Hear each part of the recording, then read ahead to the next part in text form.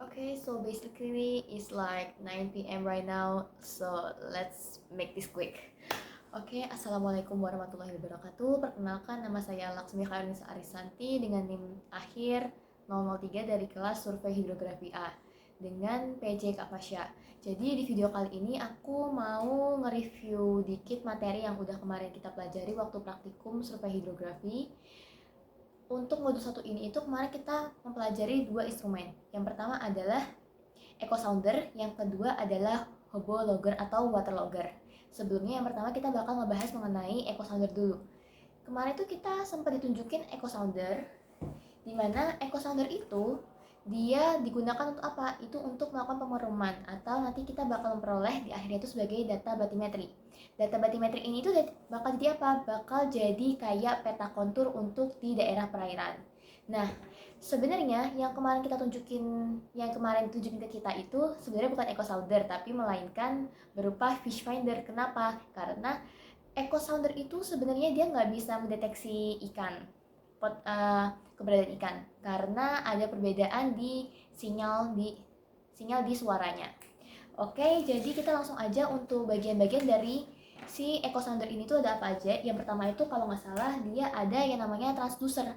Transducer itu apa? Sebenarnya transducer itu merupakan alat pemancar dari si gelombang suaranya itu. Nah, setelah dipancarkan gelombang suaranya akan ditangkap oleh suatu instrumen. Namanya apa? Harusnya namanya sebagai receiver. Cuman kemarin kalau nggak salah transducer dan receivernya itu menjadi satu kesatuan bagian. Nah, ini gambarnya. Kurang lebih begitu. Terus kemudian selain transducer kita juga punya yang kedua itu adalah processing need. Processing need itu sebagai apa? Dia itu sebagai mengkonversikan sinyal yang udah kita dapat dari receiver. Jadi simpelnya gini, ada suatu transmitter. Transmitter itu dia bakal memancarkan sinyal suara, gelombang suara yang akan dipancarkan langsung oleh project transducer. Nah, setelah dipancarkan oleh project transducer, nih sinyal itu dia bakal dipancarkan menuju ke si bed. Setelah mengalami pemantulan, otomatis sinyal atau gelombang suara itu kan dia bakal balik ke atas. Nah, ditangkap sama yang namanya hydrophone. Hydrophone ini itu bakal diterima sebagai receiver. Setelah diterima oleh receiver, data itu akan diproses menjadi data batimetri atau data hasil pemeruman. Kemudian berikutnya kita punya display unit. Display unit itu bentuknya seperti ini. Dia ini tuh nanti dia bakal menunjukkan entah lokasi dari data pemerumannya kita, atau mungkin bisa juga nunjukin kurang lebih seabed dari lajur perum yang kita udah buat. Nah, di display monitor ini itu kita juga bisa ngesetting entah mau untuk deteksi ikan, kita juga bisa ngesetting kira-kira apa kita mau lajur perumnya itu kita buat manual atau kita langsung menggunakan koordinatnya. Nah, di belakangnya ini tuh sebenarnya bakal ada kayak 3 lubang kabel yang bakal kita sambungin kemana aja. Yang pertama ke aki atau akumulator. Akumulator ini itu dia fungsinya sebagai apa? Dia sebagai kayak baterai. Baterai itu otomatis gunanya untuk memberikan daya supaya si echo sounder sama si monitor ini tuh bisa nyala. Nah, bentuk akinya itu kurang lebih kalau nggak salah kayak aki motor deh kemarin. Nah, gini. Ini 12 volt ternyata. Gini bentuknya. Terus selain itu kita punya positioning system. Aku nggak menyebut ini sebagai GPS karena positioning system ini itu dia bisa berupa GPS atau GNSS. Dimana GNSS itu dia kan kesambungnya langsung dengan satelit ya, jadi dia lebih akurat. Nah, nanti aku bakal sedikit jelasin konsep dari si GNSS ini dan kita kaitin dengan hobo logger yang bakal aku bahas setelah ini. Setelah itu kita juga punya yang namanya research vessel. Research vessel ini tuh sebagai apa? Research vessel ini tuh kita sebut aja sebagai kapal yang kita gunakan untuk melakukan penelitian atau melakukan pemeruman. Kemudian yang terakhir itu kita punya yang namanya itu kayak bar check. Bar check itu semisal kita udah punya tali dengan panjang 5 meter, di bawahnya itu kayak ada bar. Nah, otomatis talinya tuh ketika diturunkan kita udah pasti tahu, oh kedalaman itu dia pasti 5 meter gitu kurang lebih ya. Terus berikutnya kita bakal bahas sedikit mengenai hobo logger. Hobo ini itu sebenarnya nama aslinya adalah water level logger. Cuman karena merek yang kita pakai itu Hobo, nah kita nyebutnya sebagai Hobo. Bentuknya itu kurang lebih seperti ini. Nah, Hobo ini itu dia punya beberapa bagian. Ada kupel sama ada shuttle. Ini tuh sebagai kupelnya, dan dia di atasnya itu kayak ada semacam kayak mounting hole. Mounting hole ini tuh kalau aku lihat-lihat dia tuh kan lubang biasa ya. Ingat ya, hanya lubang biasa, bukan berupa sensornya. Sensornya itu ada yang di bawah sini.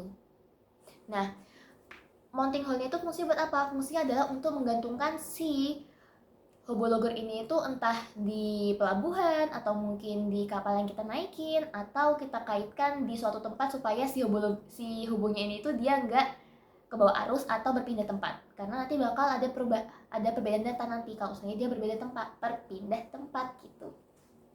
Terus ini adalah bagian dari water logger yang bakal kita taruh di air. Nah, sebelumnya itu kan tadi aku sempat bilang ada yang namanya shuttle. Shuttle ini itu apa? Shuttle itu fungsinya adalah menghubungkan si device kita yang tadi aku tunjukin ini dengan PC atau device yang kita gunakan, semisal laptop or maybe personal computer, kurang lebih kayak gitu. Nah, fungsinya adalah ketika nanti ini kan bakal disambung ke sini.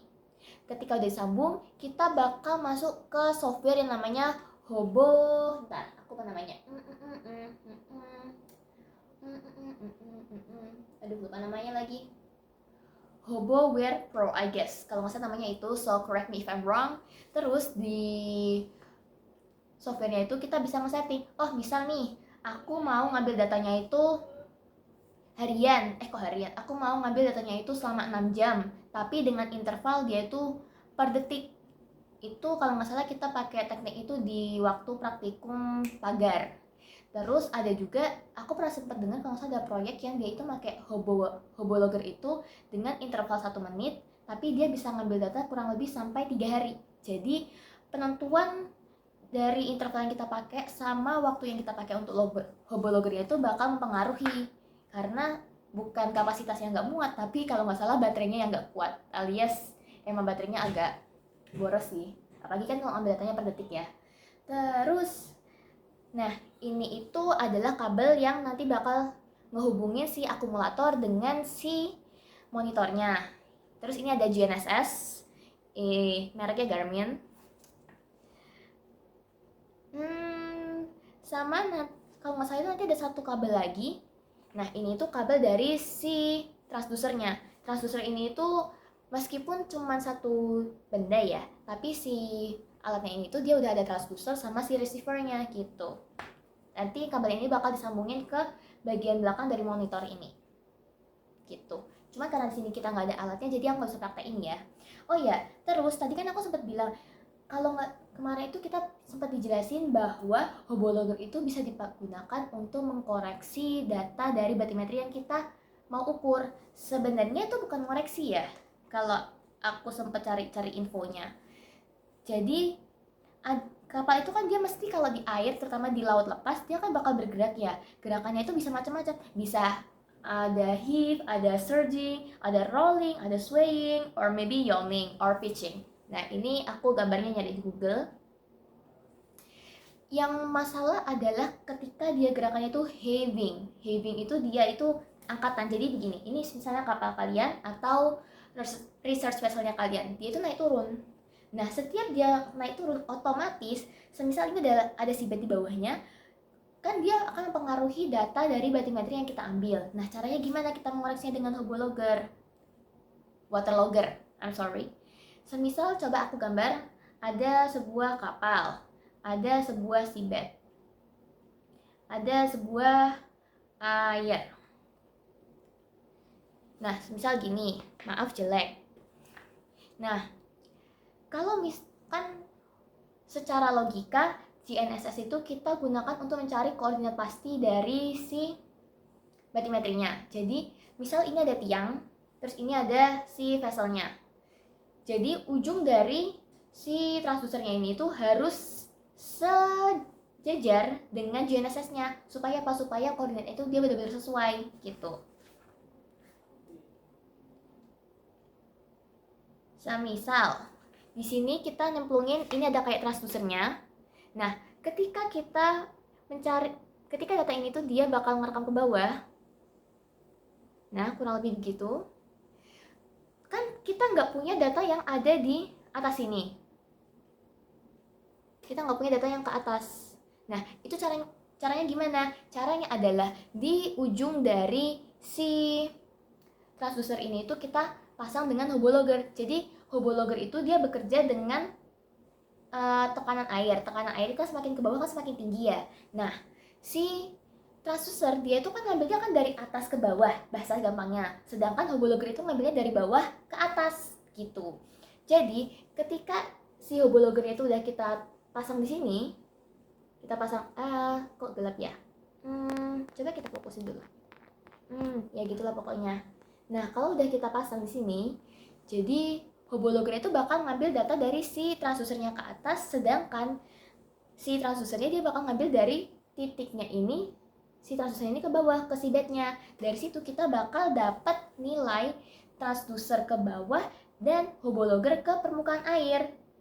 Dengan dua data itu kita jumlahkan, nanti kita bakal dapat hasil asli dari batimetri yang mau kita ukur gitu. Jadi bukan buat ngoreksi ya, itu lebih ke kayak make sure supaya data batimetri yang kita gunakan atau yang kita ambil itu benar-benar dari seabed hingga permukaan air laut. Apalagi ketika kapal mengalami gerakan heaving alias angkatan gitu. So, I guess that's all for this video today. So, kalau misalnya ada yang salah atau penyampaianku mungkin kurang jelas, let me know dan correct me if I'm wrong. Makasih ya Kak untuk materi tambahannya kemarin. Jujur ini materi tambahan dari Kak Pasha, jadi ya gitu. Oke, jadi untuk video dari resume materi modul 1 cukup sampai di sini. Gak kerasa udah 12 menit ternyata, padahal cuma 5 menit harusnya. Makasih udah nonton video ini sampai akhir. Semoga nilainya bagus ya Kak, seperti biasa. Thank you. Wassalamualaikum warahmatullahi wabarakatuh.